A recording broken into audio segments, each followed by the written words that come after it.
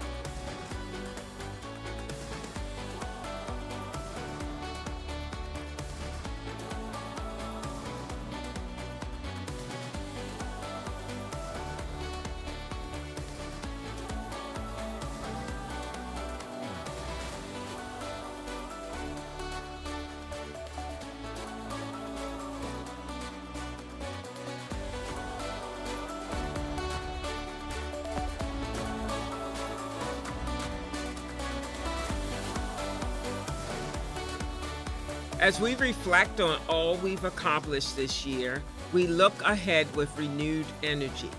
The future will call for bold ingenuity, fresh ideas, and continued collaboration. And just as we have for 135 years, we'll move forward together with dedication and care. Thank you for your passion, for your partnership, and unwavering commitment to our mission.